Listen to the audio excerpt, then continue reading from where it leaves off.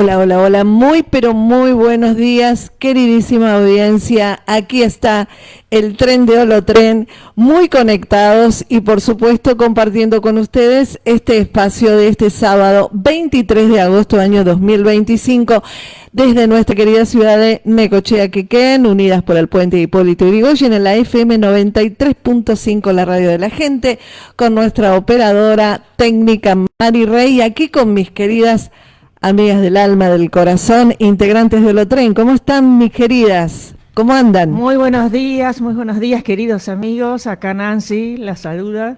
Bueno, en esta hermosa mañana de sol, ¿no? De este sábado 23 de agosto, hermosa mañana. Bueno, gracias por estar y por acompañarnos.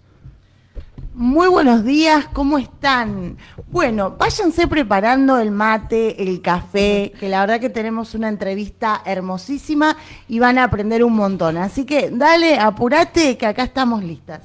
Exactamente, y aquí estamos listos y por supuesto conectados, como dice Lili, nuestra querida Lili Soto, bueno, el equipo de Olotren, Lili Soto, Nancy Christensen, Susan y Rosy, aquí muy pero muy felices con nuestro entrevistado, nuestro estimado Claudio Ardoain, que es geobiólogo, especialista en civilizaciones ancestrales y bueno, un ser que realmente, yo digo que, y de hecho lo pensamos con nuestras queridas amigas, nos abre la cabeza. Así que le damos la bienvenida a Claudio, lo tengo con Carlos, ¿no? Es Claudio Ardoain, bienvenido a Olotren y bueno, muchísimas gracias por estar con nosotros. ¿Cómo estás, querido Claudio? Buenos días, muy bien, un gran gusto subirme al Olotren y un saludo afectuoso a los demás pasajeros. Exacto. Muy buenos días, muchísimas gracias por estar, Claudio, agradecidísima. Buenos días, Claudio, gracias.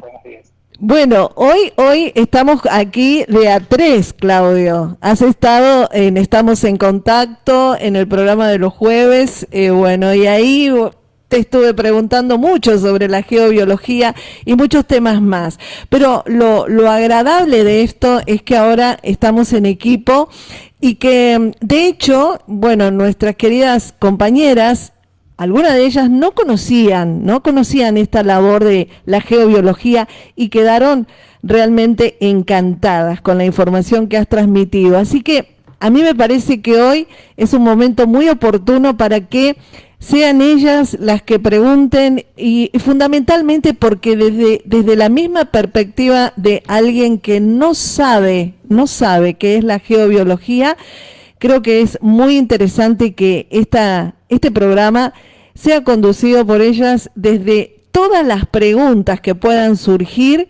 a partir de quien no sabe absolutamente nada de esta temática. Así que yo le doy la conducción a ambas, a Nancy Christensen, a Lili Soto, para que te pregunten todo lo que quieran y yo voy escuchando y disfrutando este encuentro. Así que adelante, chicas.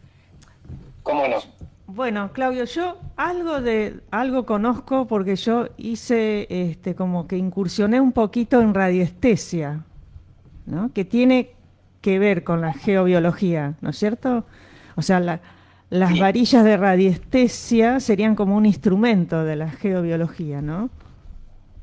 Es uno de los principales instrumentos, porque la geobiología estudia todo aquello que puede afectar al ser humano en el lugar que ocupa. Sí. Y hay cosas que se escapan a la instrumentología electrónica, digital que tenemos ahora. Entonces, hasta tanto se abusen un poco más los aparatos, tenemos que confiar en la radiestesia, que es una técnica ancestral que se basa en la sensibilidad del cuerpo humano. Es decir, lo que sostiene la radiestesia es que el cuerpo humano puede captar variaciones infinitésimas de campo magnético, de campo gravitatorio y de otros campos que la ciencia recién ahora empieza a asomarse.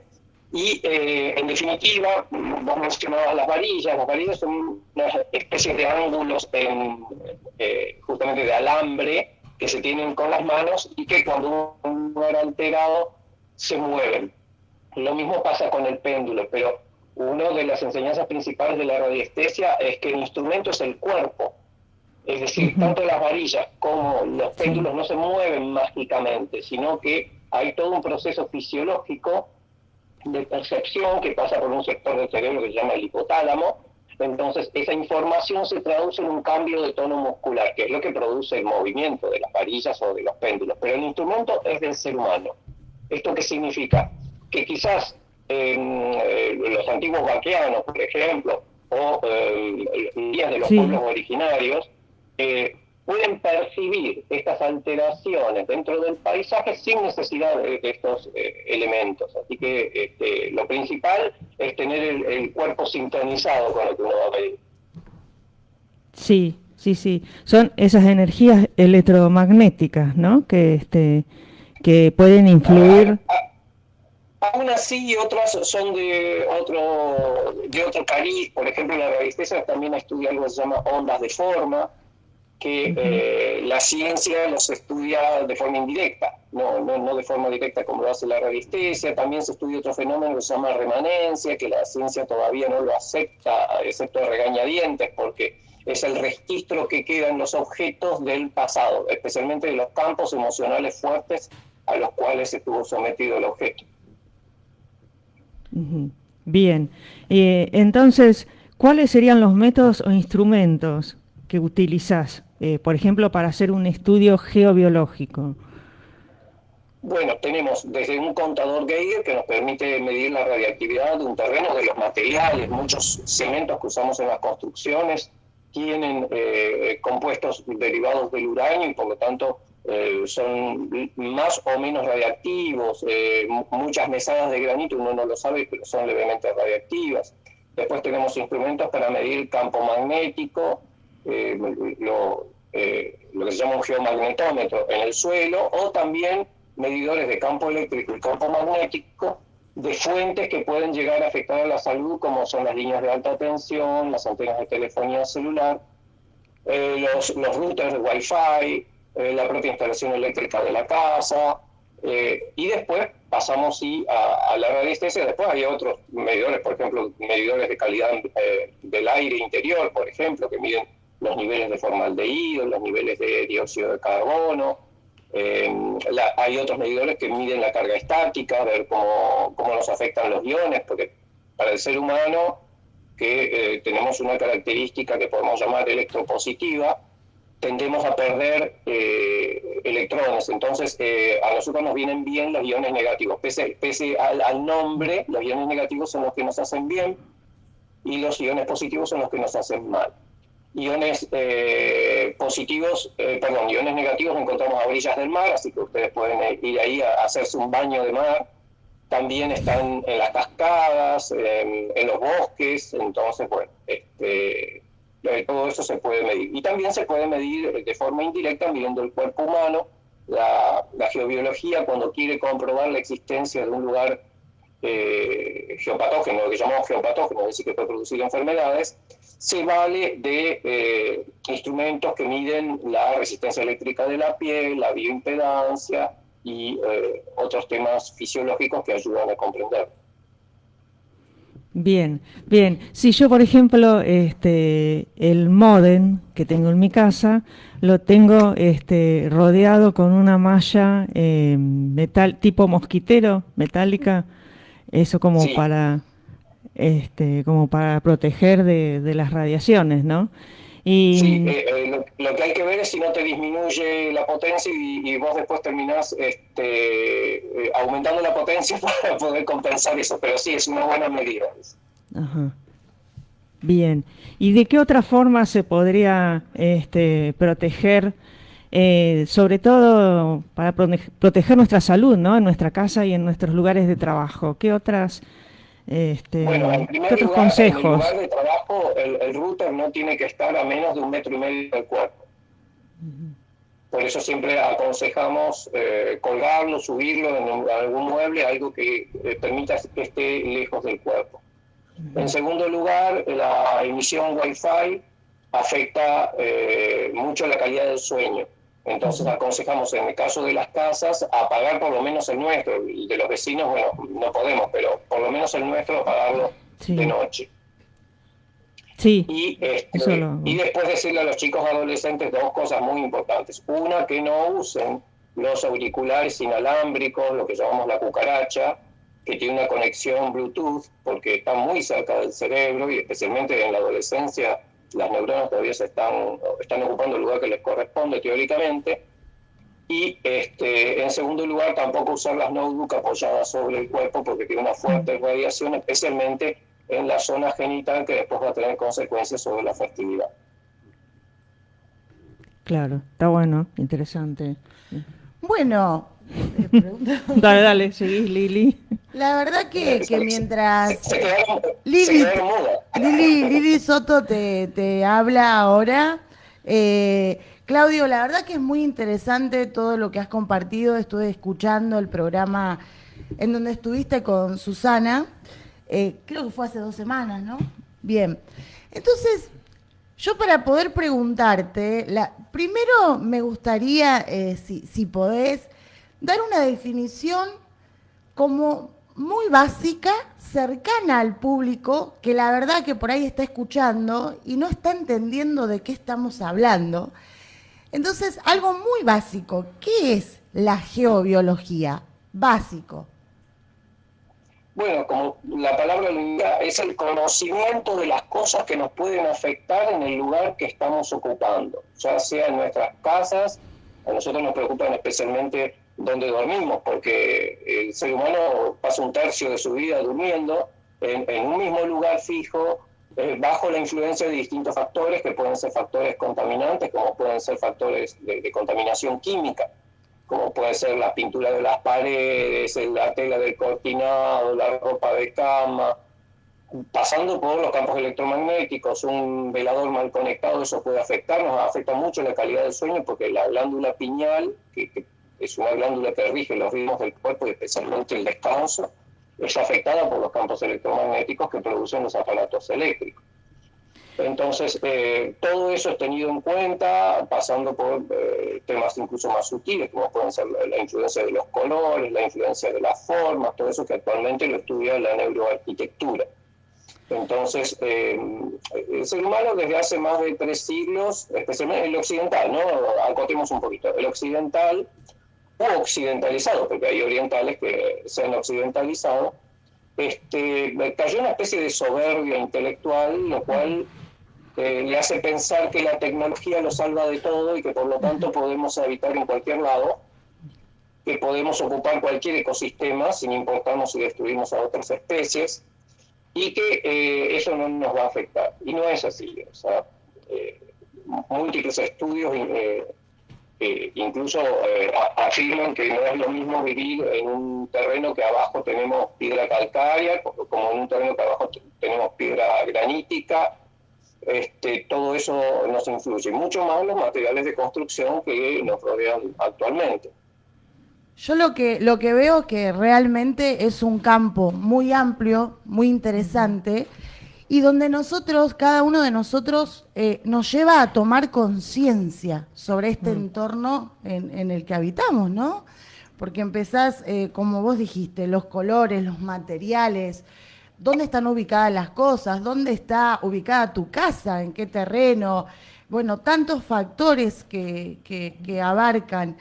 Y se me vienen preguntas con respecto a nuestro desarrollo personal y también a nuestra educación. Y como geobiólogo, usted estudia todo lo que tiene que ver con la interacción entre la Tierra y los seres vivos. Desde su experiencia, ¿de qué manera, consciente o inconscientemente, el lugar donde nosotros vivimos, trabajamos, afecta, por ejemplo, a nuestro estado de ánimo, a nuestra productividad, a nuestra paz mental?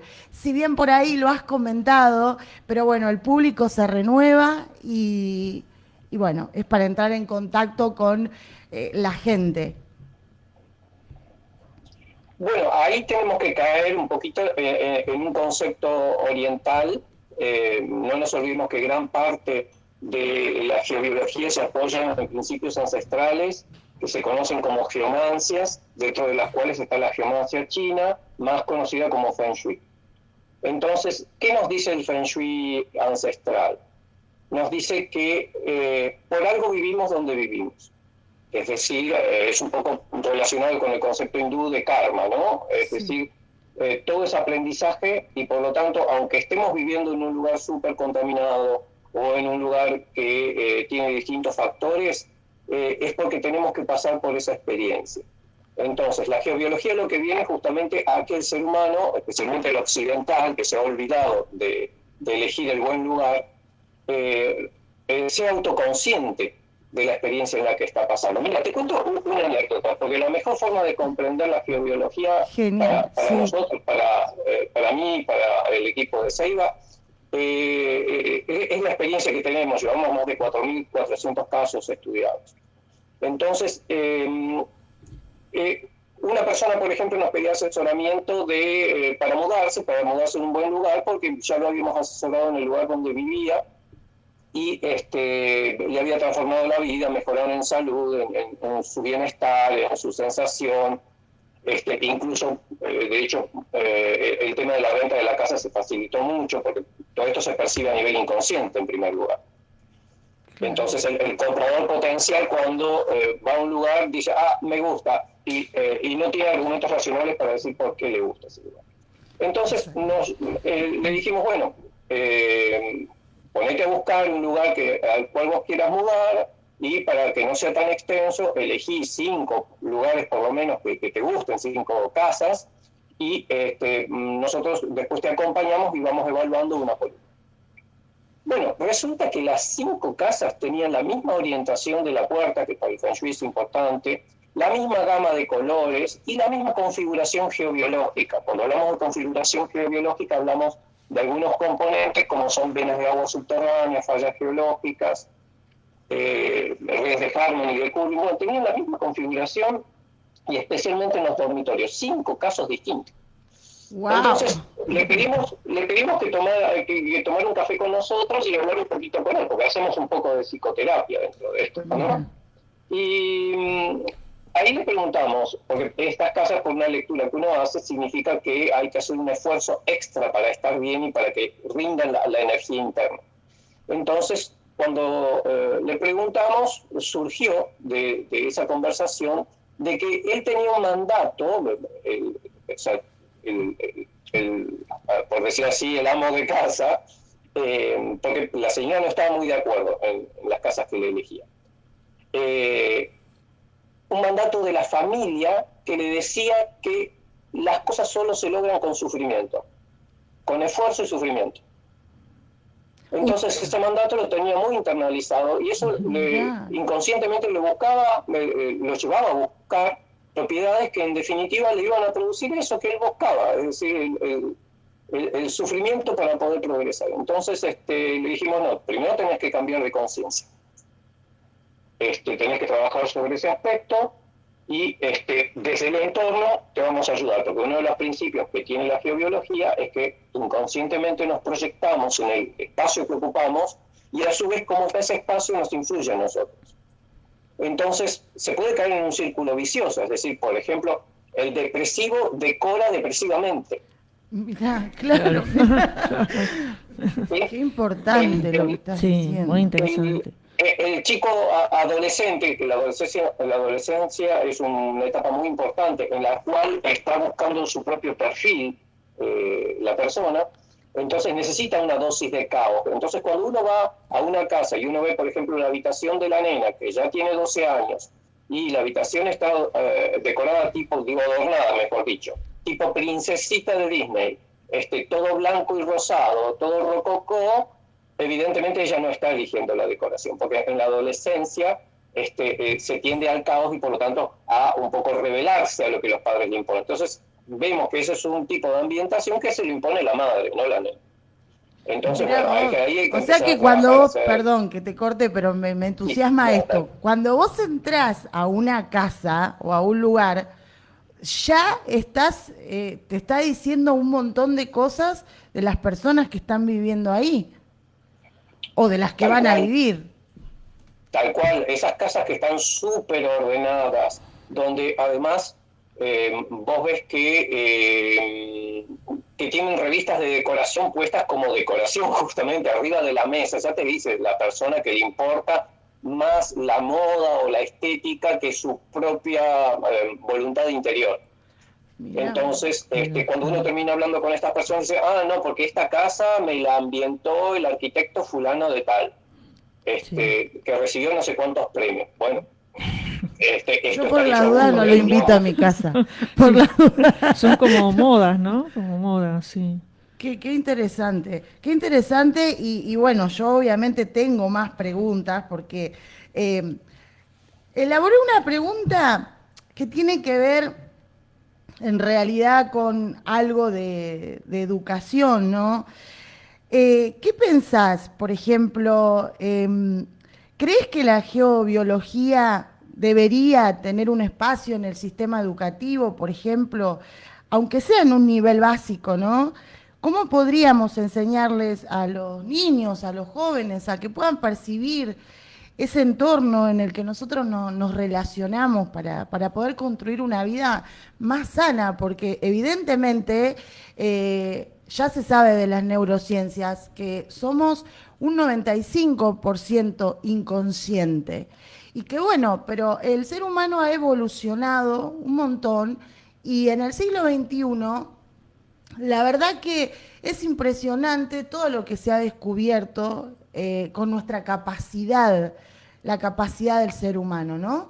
Entonces, para estos seres humanos, para los del siglo XXI, ¿cómo la educación podría, o sea, orientarnos ahí? ¿Qué cosas básicas deberían saber nuestros niños, nuestros adolescentes?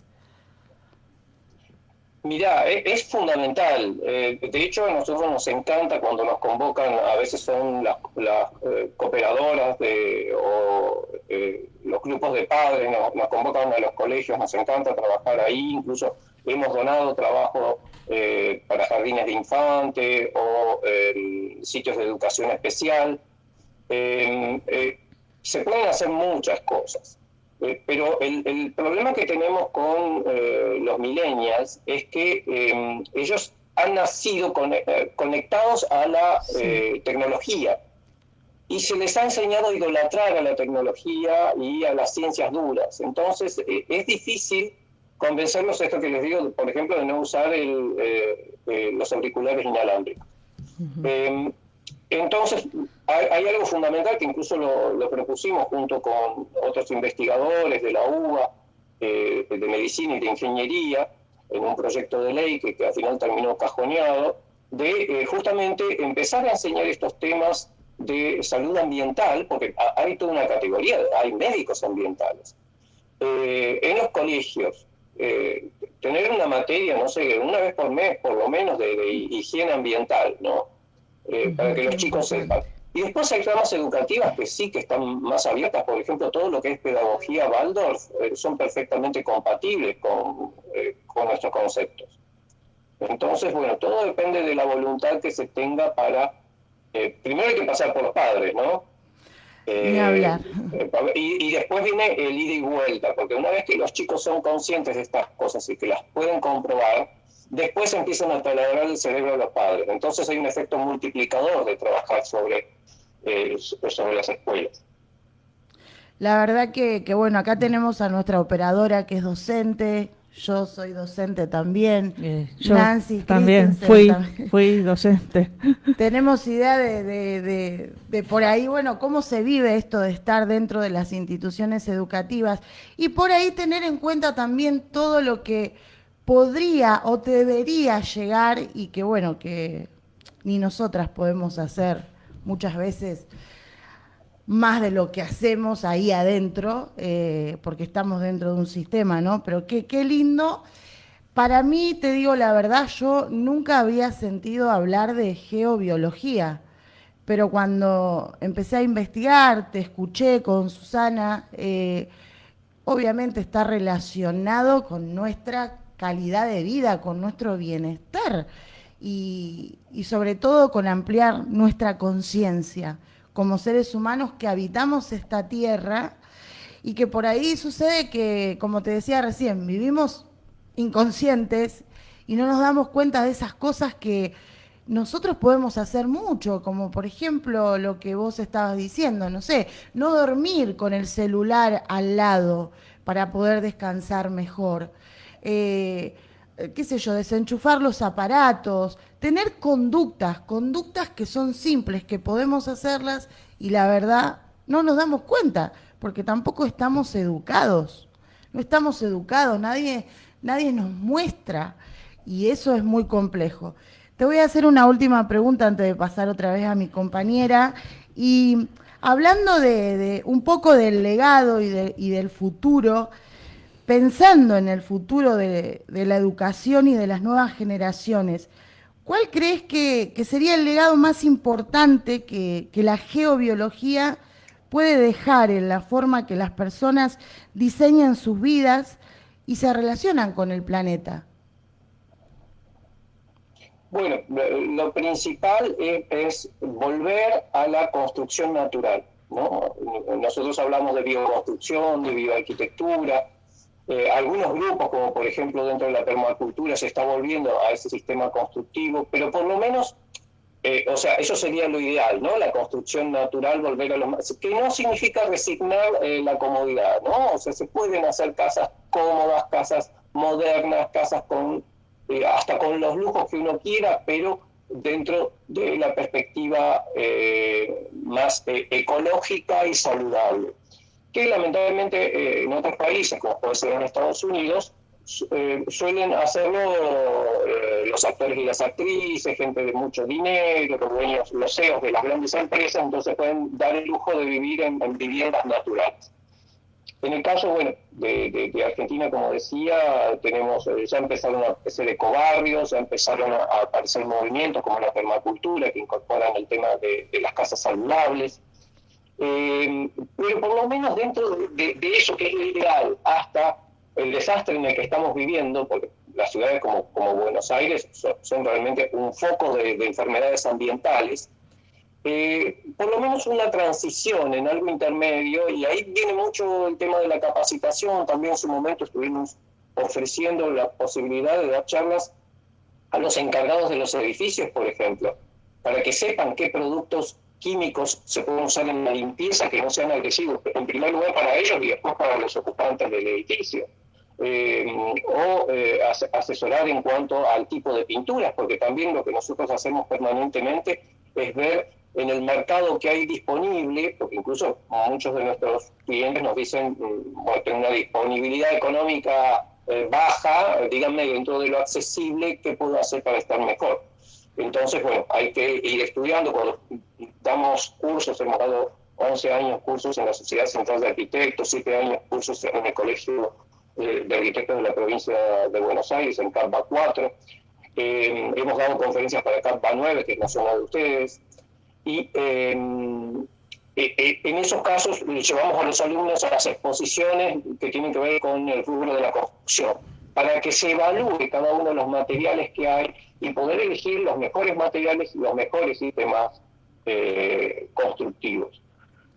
Por lo menos eso, que es lo más agresivo, es decir, vamos desde lo más denso a lo más sutil. O sea, lo más denso sería, por ejemplo, elegir una pintura al agua en vez de una sintética.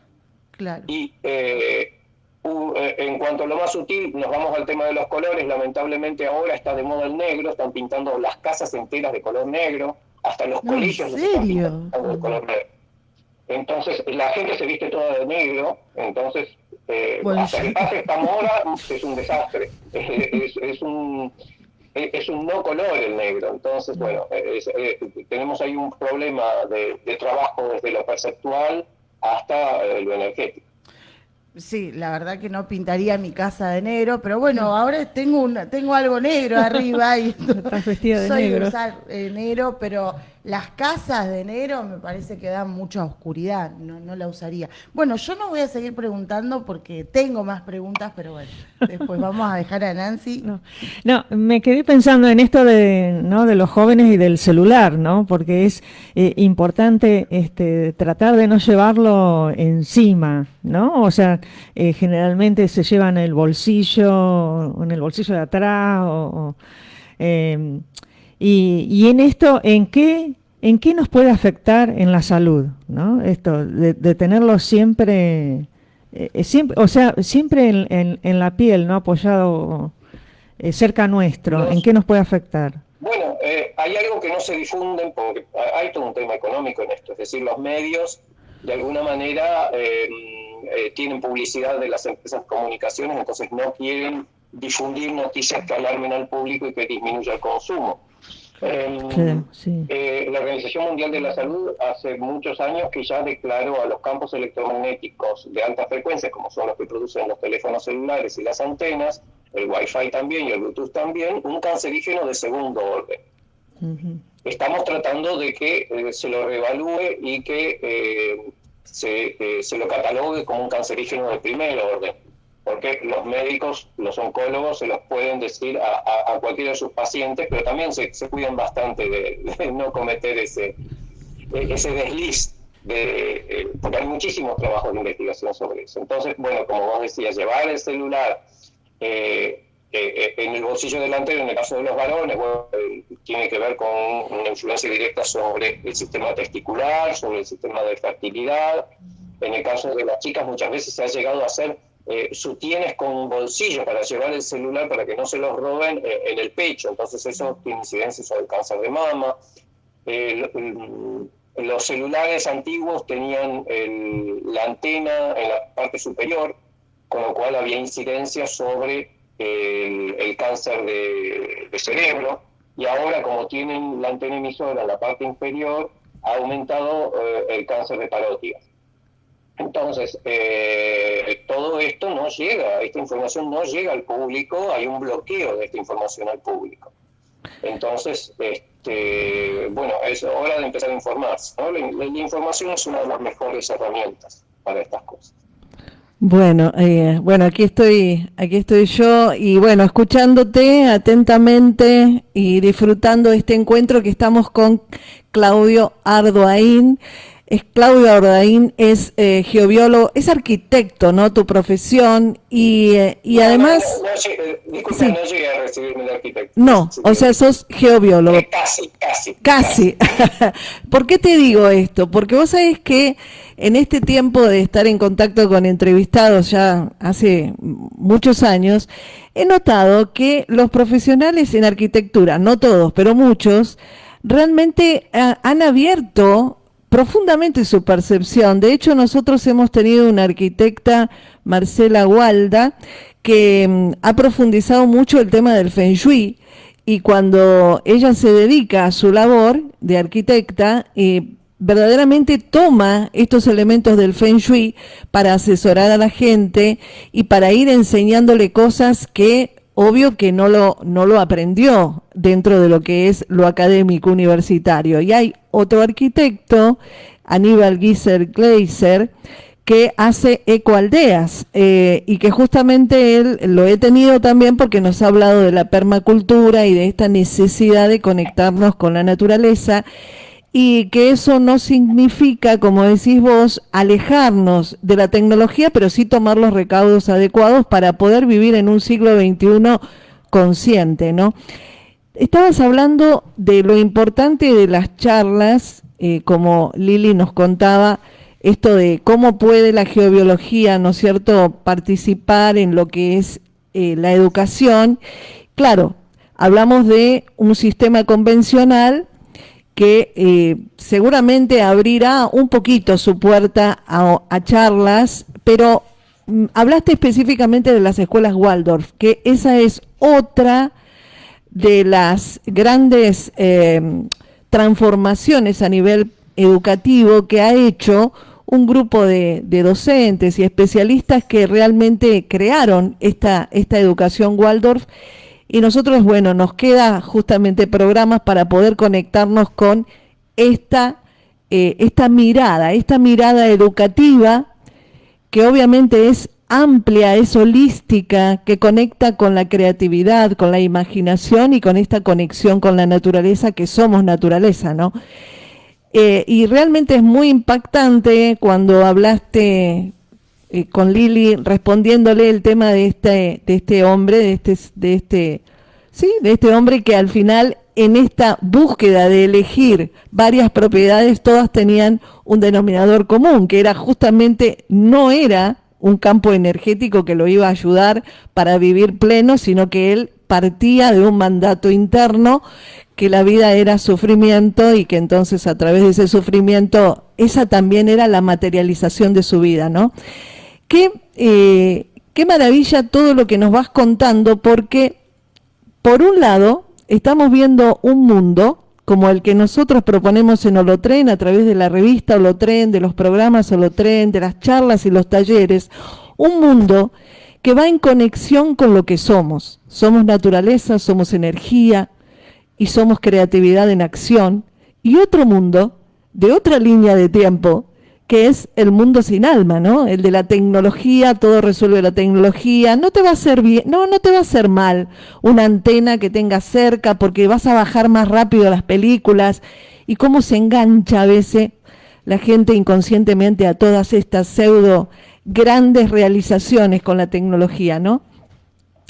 ¿Vos creés justamente, y de hecho siento internamente que sí, por eso estás en este camino, pero vos creés que todo esto de abrir la percepción y la conciencia hacia la importancia de la naturaleza, la conexión con ella, no destruir la naturaleza, al contrario, emplearla a favor de uno, y todo esto de empezar a conectar con lo que nos hace bien, conscientemente. ¿Vos pensás que ese camino es un camino donde ya muchos lo están transitando? ¿Qué sentís vos en tu percepción como ser humano y como ya un gran, ¿no?, transformador de la energía? ¿Qué pensás?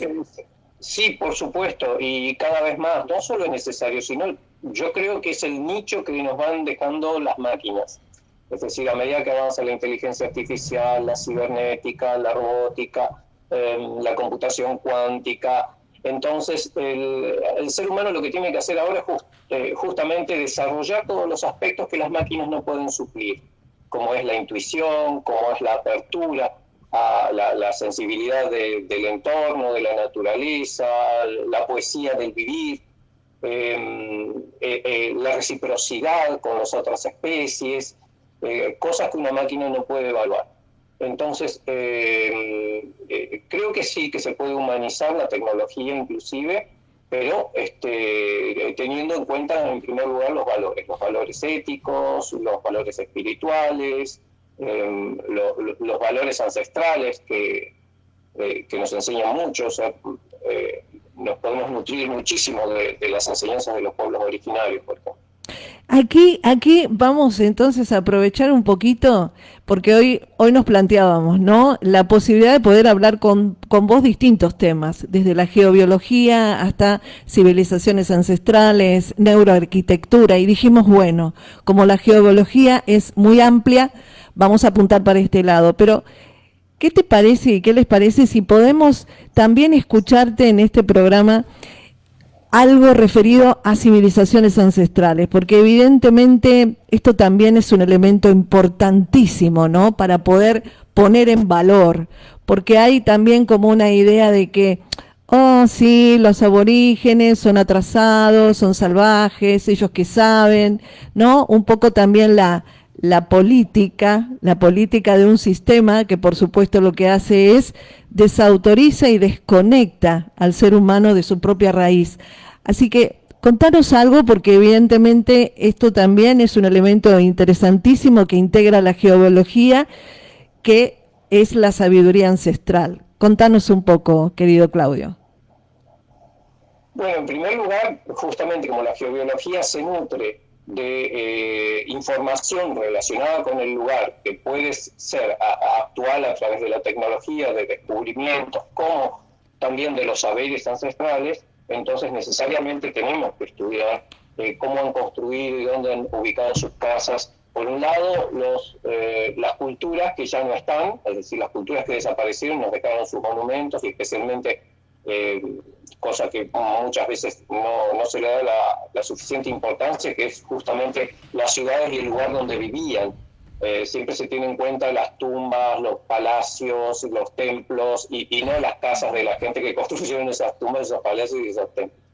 Entonces, bueno, teniendo en cuenta eso, es un trabajo de reconstrucción y de contacto también con los arqueólogos y con los antropólogos, lo cual, gracias a Dios, tengo contacto con varios de ellos y es interesantísimo cómo su propia profesión les lleva a abrir el alma y a admitir cosas que después no las pueden traducir en sus ponencias o en sus trabajos de investigación, porque evidentemente se quedarían sin la beca que les permite sobrevivir. Entonces, pero charlando mate de por medio, se abren completamente y uno les pregunta, ¿y qué sentiste cuando estuviste en tal lado? Y es asombroso. Realmente eso es un gusto hablar al menos lo que la vida me ha acercado a mi experiencia. Y por el otro lado están las culturas ancestrales que sí han continuado y que tienen sus guardianes del saber en los pueblos originarios. Entonces ahí también es muy interesante charlar con ellos. Hay un fenómeno fantástico para mí que está sucediendo. Cuando nosotros empezamos con esto ya por la década del 90, había una migración total, primero de los pequeños pueblos hacia las ciudades y después de los jóvenes dentro de los pueblos originarios, de abandonar sus tradiciones e irse a estudiar en la ciudad para tener un futuro mejor que en sus comunidades. Pero ahora resulta que muchos de estos profesionales han decidido volver a sus comunidades y llevar el aporte científico y a su vez empezar a revalorizar lo que sus abuelos les habían enseñado. Entonces hay muchísimos trabajos de investigación de estos jóvenes aborígenes ya profesionales y que por lo tanto son escuchados de otra manera en el mundo académico, por decir así. Entonces, ahora, por ejemplo, vamos a participar en fines de octubre y comienzos de noviembre en el segundo coloquio internacional de arquitectura indígena de las Américas. Entonces, eso es un trabajo muy, muy, muy interesante. Qué maravilloso. Qué maravilloso. Sí, y trabajaban con conceptos que son alucinantes directamente. Especialmente, yo les diría que a los millennials que empiecen a prestar más atención a la sabiduría de los pueblos originarios, porque ahí, es decir, los millennials fueron criados también muy influenciados por las películas y por los videojuegos, entonces les gusta todo lo fantástico, todo lo que es wow, súper, lo vemos en los videos de Instagram, ¿no? Por ejemplo. Bueno, entre los pueblos originarios van a encontrar cosas más alucinantes que las que ven en Instagram. ¡Qué maravilla! Realmente maravilloso, Claudio, porque nos estás realmente abriendo una percepción y un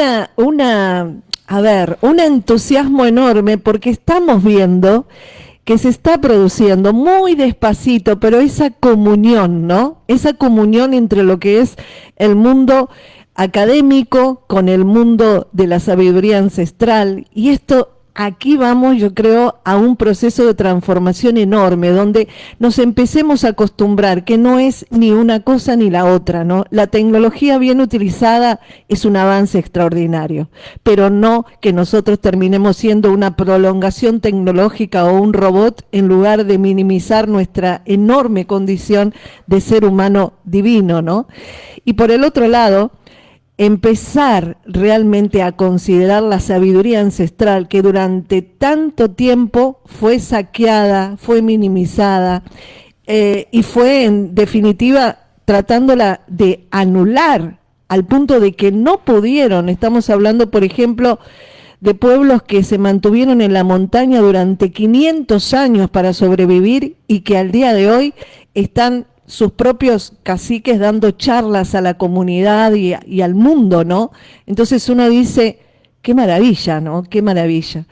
Bueno, felices de estar con vos. Queríamos que nos dieras una forma para que la gente te contacte. Sé que tienen una página web, pero nos gustaría muchísimo que nos brindes tus datos para quienes están escuchando digan, ok, tengo que hacer una consulta con el geobiólogo, verdaderamente quiero construir una casa, quizás tengo que comprar un terreno, hay una cantidad de cosas que tengo que evaluar y hay tantas cosas que vos nos has contado hoy donde verdaderamente uno se abre a poder realmente entender ¿no? Que todo tiene un sentido, un propósito, que hay un montón de cosas para evaluar. Danos tus redes para que podamos conectarte. Bueno, nos pueden rastrear por Facebook como CEIBA, Centro de Estudio e Investigación en Bioarquitectura, por mi nombre, Claudio Berwain, también en Instagram. Si no, tenemos una página web, geoambientar.com.ar, geoambientar con R al final, como verbo, geoambientar.com.ar. Geoambientar.com.ar, perfecto. Sí. ¿Qué más? Y ahí tienen nuestros contactos, nuestro correo electrónico, argeob1@gmail.com. Perfecto, perfecto. Aquí, ¿cuánto nos queda, Mari? 4 minutos, nos quedan 4 minutos. Bueno, yo te voy despidiendo realmente y agradecida desde el corazón, Claudio. Y por supuesto, bueno, te vamos a invitar a nuevos programas. Yo creo que las chicas quedaron con muchas preguntas y mucho más. 10.000 preguntas, te digo. Sí, así sí, que... por supuesto. Además, encantado de poder responderles. Y esto que decías también, vienen apareciendo noticias también, quizás a veces sucede algo en el mundo que tiene que ver con la geobiología, y bueno, y a ustedes les surge una inquietud. Por ejemplo, ahora está muy difundido en las redes el tema de las ondas de Schumann. Podemos hablar de esos temas y ver cómo nos influyen. Claudio, la verdad que bueno, desde mi lugar quiero agradecerte porque bueno, esta cosa de poder salir al mundo y educarnos, tener esa predisposición, te agradezco muchísimo.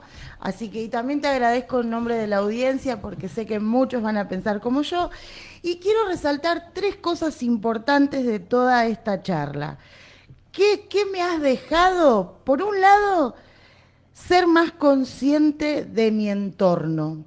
Por el otro, escuchar cómo nos sentimos en los diferentes espacios y poder tomar el control de nuestro medio inmediato para poder mejorar nuestra calidad de vida.